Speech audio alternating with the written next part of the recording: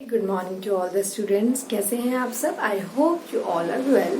So students, today we will discuss our next topic of this chapter, that is atomic structure. Today we will discuss about the charge and mass. In the yesterday topic, as you know that we are study about the topic that is related to the discovery of electron, and today we will discuss about the charge and mass of electron. कल हमने electron की discovery study की थी, तो आज हम पढ़ेंगे electron का चार्ज और उसका मास.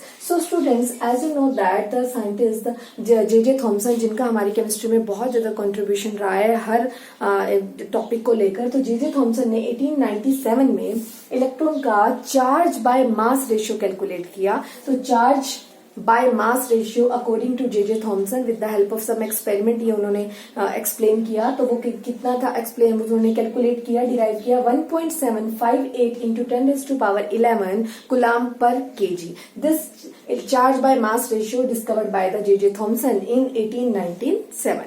सो then another scientist, his name is Millikan, and that experiment is called Millikan oil drop experiment. That experiment is called Millikan oil drop experiment. In 1909 उन्होंने भी इलेक्ट्रॉन को लेकर कुछ स्टडी की, और उनके एक्सपेरिमेंट में उन्होंने इलेक्ट्रॉन का हमें चार्ज कैलकुलेट करके बताया. और इलेक्ट्रॉन का चार्ज उन्होंने हमें कितना कैलकुलेट करके बताया बेटा? इलेक्ट्रॉन का चार्ज उन्होंने हमें कैलकुलेट करके बताया 1.6 into 10⁻19 coulomb. Coulomb is the unit of charge. ठीक है.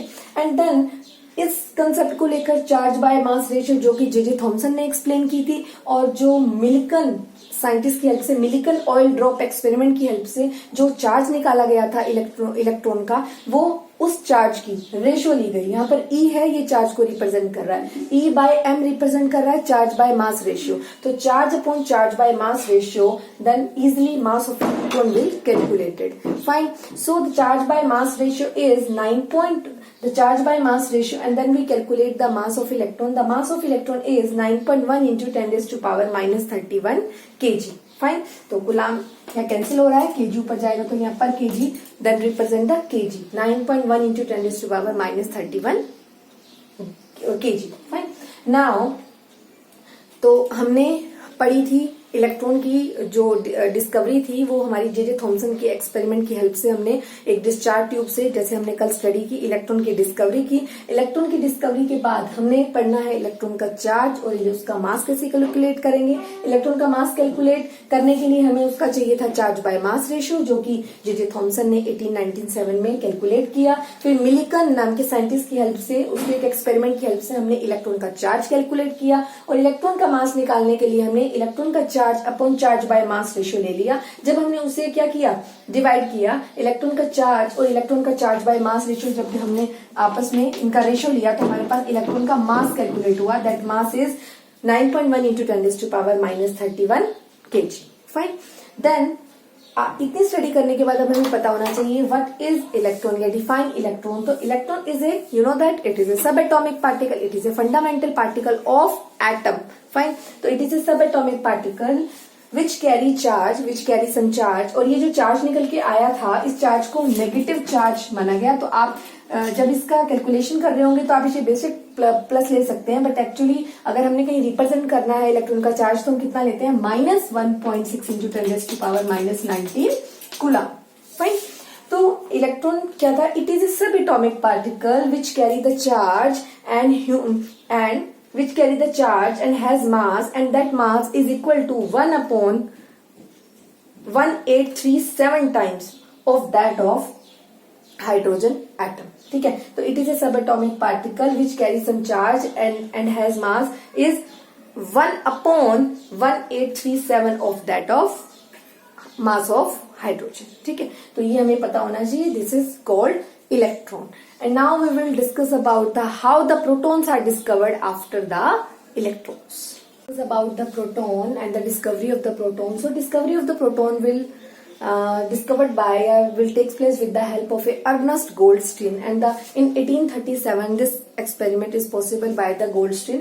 तो अकॉर्डिंग टू गोल्डस्टीन सेम उन्होंने भी जे थॉमसन वाला ही कंसेप्ट यूज किया. जैसे जे थॉमसन ने कल हमने देखा था कि एक डिस्चार्ज ट्यूब यूज की थी, एक ग्लास ट्यूब यूज की थी इलेक्ट्रॉन की डिस्कवरी के लिए. तो सेम ऐसे ही गोल्डस्टीन ने भी एक डिस्चार्ज ट्यूब, एक ग्लास ट्यूब ली प्रोटॉन को डिस्कवर करने के लिए. तो अब हम प्रोटॉन की डिस्कवरी के बारे में हम स्टडी कर रहे हैं. तो उसने भी एक ग्लास ट्यूब ली, एक साइड 2 रोड ले ली, एक कैथोड और एक एनोड, और इस यहाँ पर हमने इलेक्ट्रिसिटी कनेक्शन दे दिया. और उसके बाद क्या किया, जो पिछली बार हमने क्या किया था, एनोड के पीछे फ्लोरेसेंस अप्लाई किया था, that is called ZnS for glow. और अब हम क्या करेंगे, कैथोड के पीछे फ्लोरेसेंस अप्लाई कर देंगे, दैट इज जेडएनएस. हम ये पता लगाने चाहते हैं, जैसे हमने इसमें क्या फील किया था, हमने कल भी देखा था इस टॉपिक को, तो हमने इसमें फील किया था इनर्ट गैस. इनर्ट गैस में जैसे ही इलेक्ट्रिसिटी पास होगी तो वो जो गैस है वो आयोनाइज होगी, आयोनाइज होकर वो इलेक्ट्रॉन इमिट करेगी. और आपको पता है कि कोई भी एलिमेंट जब इलेक्ट्रॉन इमिट करता है तो अपने में से क्या रिलीज करता है, अपने में से इलेक्ट्रॉन रिलीज करता है, और खुद कौन सा चार्ज कैरी करता है, पॉजिटिव चार्ज कैरी करता है. तो अगर मैंने सपोज हाइड्रोजन गैस की बात करी है तो आपको बहुत अच्छे से पता है यहाँ पर इलेक्ट्रॉन भी रिलीज होंगे और कुछ ना कुछ पॉजिटिव चार्ज होगा. तो गोल्डस्टीन ये पता लगाना चाहता था कि अगर किसी भी मैटर में, matter contain atom like the gas present which the gas is like an element or element contain atom and atom contains subatomic particle like electron, proton and neutron. So electron की discovery करी J Thomson ने, same Goldstein ने भी study करनी चाहा कि अगर electron कोई नेगेटिवली चार्ज पार्टिकल प्रेजेंट है किसी एटम में तो पॉजिटिवली चार्ज पार्टिकल्स भी प्रेजेंट होंगे. तो उसने क्या किया, और पॉजिटिवली चार्ज है तो डेफिनेटली वो नेगेटिव की तरफ मूव करेंगे, ठीक है. और नेगेटिवली चार्ज पार्टिकल की कल हम बात कर रहे थे तो हमने क्या देखा, वो जो पार्टिकल्स थे तो हमने क्या देखा, जो रेज जा रही थी उन्हें हमने कैथोड रेज नाम दिया था. आज हम क्या करेंगे, कल हमने यहाँ जेडएनएस की कोटिंग की थी एनोड वाली साइड, आज हम कोटिंग करेंगे कैथोड वाली साइड जेडएनएस की. तो आफ्टर अप्लाइंग द इलेक्ट्रिसिटी, जब हमने ये सेटअप तैयार किया तो क्या देखा, यहाँ पर जेडएनएस की कोटिंग करी तो हमने देखा ये जेडएनएस की कोटिंग फिर से ग्लो करने लगी. इसका मतलब उस जैसे ही वो गैस आयोनाइज हुई होगी तो उसमें कुछ नेगेटिव चार्ज पार्टिकल थे जो जेडएनएस के कारण हमें ग्लो करते हुए दिखे जेडएनएस की वजह से, और उसका मतलब कुछ पॉजिटिव चार्ज पार्टिकल भी थे. वो पॉजिटिव चार्ज पार्टिकल किधर की तरफ गए होंगे, कैथोड प्लेट की तरफ गए होंगे क्योंकि वो पॉजिटिव हैं. तो उन जो रेज इधर की तरफ गई थी उन्हें हमने कैथोड रेज बोला था, जो रेज इधर की तरफ जाएंगी उसको बोला गया एनोड रेज. और उन्हीं रेज का एक और नाम बोला गया, उन्हीं रेज को बोला गया कैनाल रेज. तो याद रखना, जो रेज हमारी प्रोटॉन की डिस्कवरी करने में हेल्प करती है उन्हें एनोड रेज भी बोलते हैं, उन्हें कैनाल रेज भी बोलते हैं, ठीक है. और जो रेज हमारी इलेक्ट्रॉन की डिस्कवरी करने में हेल्प करती है उन्हें हम कैथोड रेज नाम दिया था हमने कल, ठीक है. तो सेम बिल्कुल वही सेटअप अप्लाई किया लाइक जे थॉमसन के कंसेप्ट की तरह. तो हमें पता लगा कि yes that atom contain that matter that is present in the glass tube, that is inert gas that also contains some negative charge and positive charge also. So इस तरीके से प्रोटॉन की डिस्कवरी हुई with the help of Goldstein. अगर मैं बात करूं properties की, प्रोटॉन की प्रॉपर्टीज की बात करूं तो बिल्कुल सेम उसी की तरह है जैसे हमने कल डिस्कस करी. तो फर्स्ट प्रॉपर्टी हमारी वही हो जाएगी, कल वाली आप बिल्कुल नोट कर लेंगे 1 by 1. पहली प्रॉपर्टी वही, जो रेज होती हैं anode rays have straight line nature, ठीक है. सेकंड प्रॉपर्टी मैंने आपको बताई थी, दे हैव मैकेनिकल प्रॉपर्टी, जितनी भी रेज होती है उनकी मैकेनिकल प्रॉपर्टी भी होती है. Third, they have heating effect, वो पूरी ट्यूब गर्म हो जाती है, हीटअप हो जाती है तो they have heating effect. They have penetrating effect, वो किसी भी चीज को अगर यहाँ मैं कोई फॉइल लगा देती या मैं कोई भी सपोज यहाँ पर मैं इसको परफोरेटेड कर दूं. परफोरेटेड का मतलब होता है इसमें हल्के हल्के मैं पोर्स कर दूं, इस रोड के अंदर मैं हल्के हल्के इसको परफोरेटेड कर दूं, इसमें पोर्स कर दूं तो वो बिल्कुल आराम से इसको पार होती हुई पेनिट्रेट होती हुई निकल जाएगी आगे, ठीक है. तो परफोरेटेड का मतलब होता है कि अगर मैंने कोई भी रोड लिया है एनोड या कैथोड, उसको मैं उसमें थोड़े से पोर्स कर दूं तो वो रेज आराम से उसमें से पेनिट्रेट हो जाएंगी. तो anode rays has penetrating power, they have heating effect, they have mechanical effect, they always travel in a straight line. और हाँ यस वन मोर, सेम जैसे मैंने आपको कल बात बताई थी, अगर मैंने यहाँ पर पॉजिटिव और नेगेटिव फील्ड अप्लाई कर दी एक्सटर्नल, तो अगर रेज नेगेटिव की तरफ जा रही है तो वो रेज कैसी हैं, पॉजिटिव हैं. तो अब क्या होगी, वो पॉजिटिव रेज किधर की तरफ मूव कर जाएंगी, इधर की तरफ मूव कर जाएंगी. तो रेज, क्योंकि कोई एक्सटर्नल फील्ड अप्लाई करने से रेज अपनी डायरेक्शन भी बदल लेती हैं, ठीक है. तो ये आप 5 प्रॉपर्टी अच्छे से याद कर लीजिए, चाहे वो कैथोड रेज की बात करो चाहे वो एनोड रेज की बात करो. पहली प्रॉपर्टी आप याद रखेंगे, always travel in a straight line, they have A mechanical nature, they have A heating effect, they have penetrating effect, ठीक है. अगर मैं कोई एल्यूमिनियम की फॉइल अप्लाई करूं या कोई, वो पेनिट्रेशन पावर है, क्रॉस होकर निकल जाती हैं. और थर्ड, दे हैव डिफ्लेक्टेड, जो रेज है वो डिफ्लेक्ट हो जाती हैं after applying the external electric field and magnetic field. तो in this way this is the concept of a this is the proton discovery. इस तरह से प्रोटॉन की डिस्कवरी हुई। उसके बाद हमें पता होना चाहिए प्रोटॉन का चार्ज बाय मास रेशियो बेटा कितना निकाला गया, 9.58 into 10⁻⁷ coulomb per KG. Electron का चार्ज वही मोलिकल ऑयल ड्रॉप मेथड की हेल्प से निकाला गया कितना, 1.6। वो नेगेटिव कंसीडर कर सकते हो, और ये अगर पॉजिटिव चार्ज की बात हो रही है तो पॉजिटिव 1.6 into 10⁻⁻19 कूलम। ठीक है, तो उसके बाद मास अगर निकालना है तो मास का भी मैंने आपको किसी भी सब एटॉमिक पार्टिकल का अगर आपको मास निकालना है तो वो मास निकालने के लिए आपके पास क्या होना चाहिए, रेशो होना चाहिए। चार्ज अपॉन ई किसको रिप्रेजेंट कर रहा है, चार्ज को, charge upon charge by mass ratio. तो चार्ज कितना दिया हुआ है हमारे पास, कितना कैलकुलेट हुआ है 1.6 into 10⁻⁻19 कूलम, और जो E by M M is charge by mass जो रेशियो है वो हमारे पास कितना है 9.58 into 10⁻⁷ कूलम पर केजी। तो हमारी रेशियो निकल के आती है बेटा 1.6 into 10⁻⁻27 केजी। और ये जितने भी चार्ज है, मास है, चाहे वो किसी भी सब एटॉमिक पार्टिकल का है, इलेक्ट्रॉन का है, प्रोटॉन का है, न्यूट्रॉन का है, तो आपको बहुत अच्छे से याद रखना है। ये आपके ड्यूरिंग का न्यूमेरिकल्स जब आप सोल्व कर रहे होंगे तो ये चार्ज बाय मास रेशियो आपको खुद को नोन होना चाहिए, आपको खुद को पता होना चाहिए। न्यूमेरिकल्स में गिवन नहीं होगा, वहां आपको खुद से वैल्यू पुट करके न्यूमेरिकल कैलकुलेट करने होंगे। ठीक है, तो इस तरह से हमें पता लगा प्रोटॉन की डिस्कवरी किसकी हेल्प से हुई, और प्रोटॉन का चार्ज कितना है, और प्रोटॉन का मास कितना है।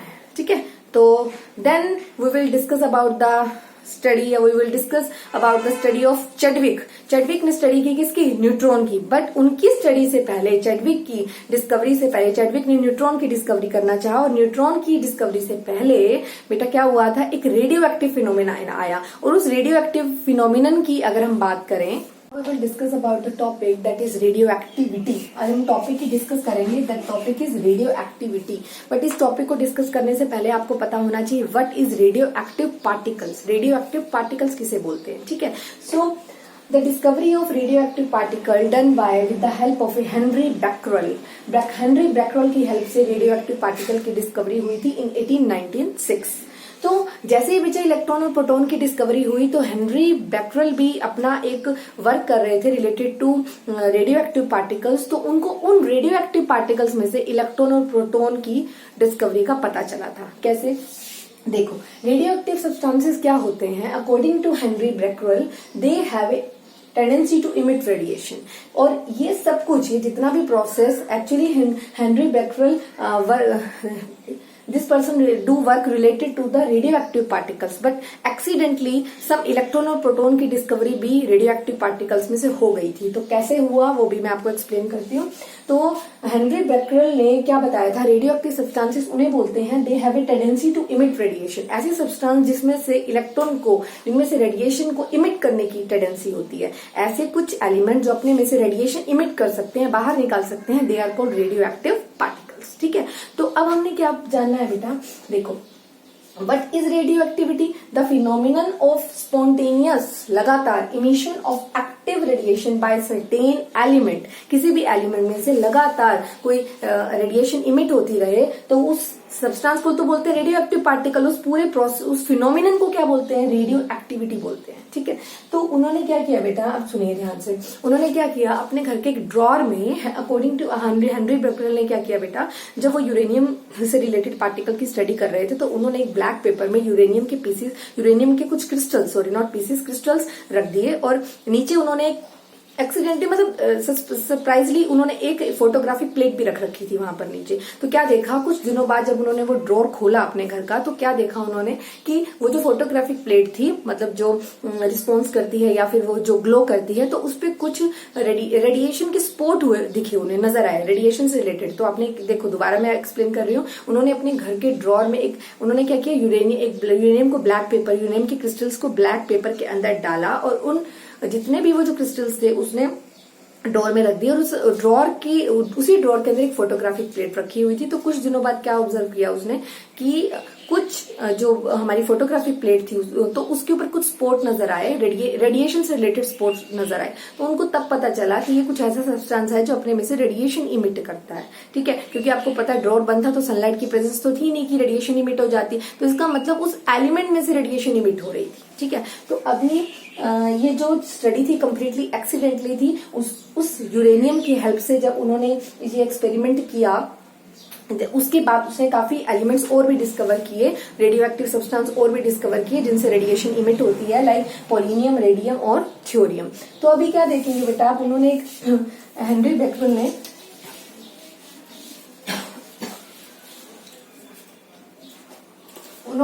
एक इस तरह का बॉक्स लिया, इसमें यूरेनियम या फिर कोई भी रेडियो एक्टिव पार्टिकल लिया, रेडियो एक्टिव पार्टिकल लिया।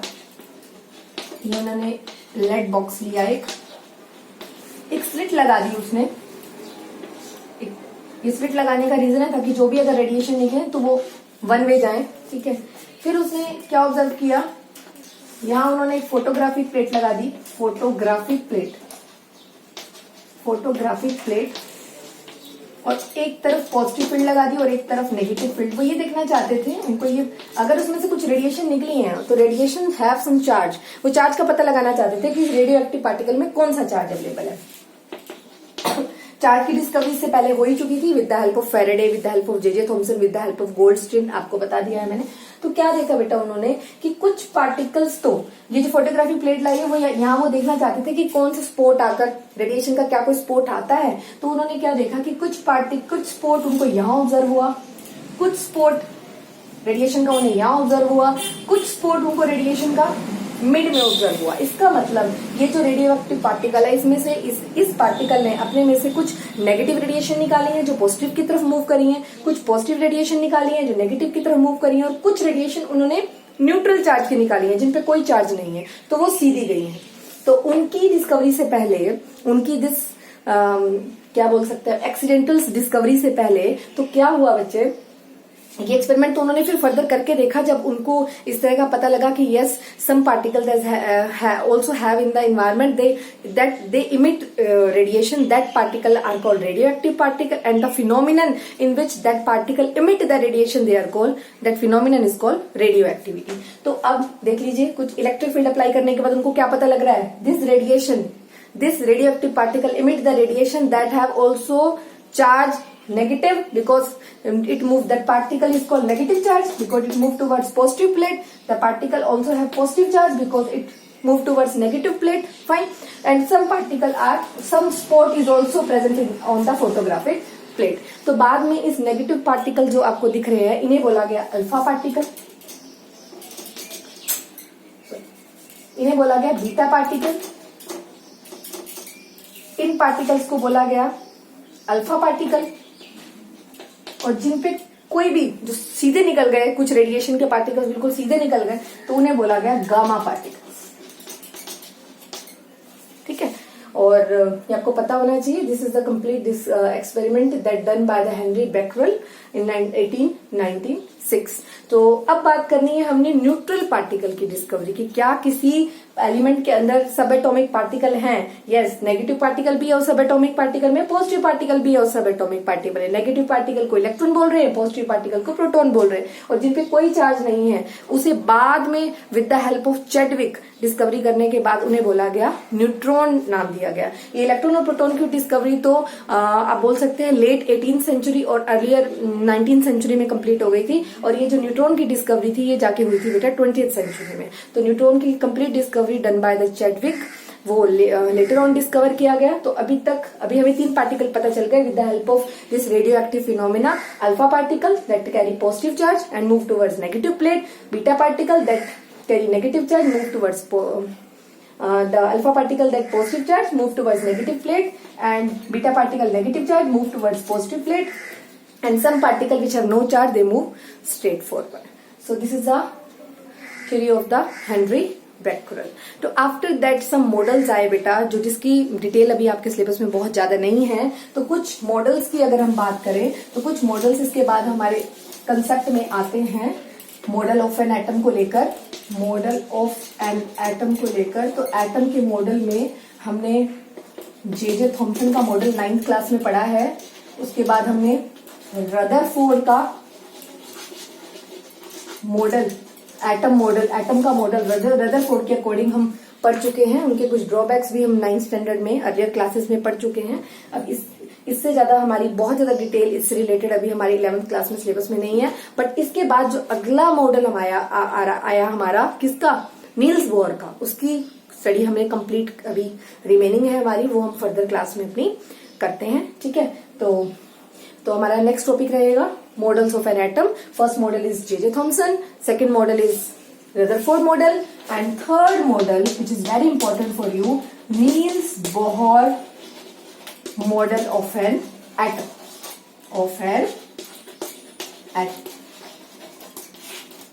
फाइन। सो आज के लिए इतना ही। फर्स्टली आप जितना भी टॉपिक आपको पढ़ा है इसे कंप्लीट डिटेल में अच्छे से सुनिए। ये जो था पूरी एटम के अभी लगा के चलिए, एक स्टोरी टाइप में हम पढ़ रहे हैं। एटम कैसे कैसे, एटम तो हमने लास्ट उसमें चैप्टर में पढ़ ही लिया था, मैटर से निकला हमारा एटम। एटम के अंदर सब एटॉमिक पार्टिकल की डिस्कवरी, इलेक्ट्रॉन की डिस्कवरी, प्रोटॉन की डिस्कवरी, न्यूट्रॉन की डिस्कवरी, उनका इलेक्ट्रॉन का चार्ज, इलेक्ट्रॉन का मास, प्रोटॉन का चार्ज, प्रोटॉन का मास, तो ये सब कुछ हमें याद करना है। उसके बाद जो एटम के अंदर सब एटॉमिक पार्टिकल हमें पता चल जाएंगे, अब हमने एटम के मॉडल्स डिस्कस करने हैं one by one. J Thomson model, Rutherford model and Niels Bohr model of an atom. So in the next class we will done this remaining topic of this chapter.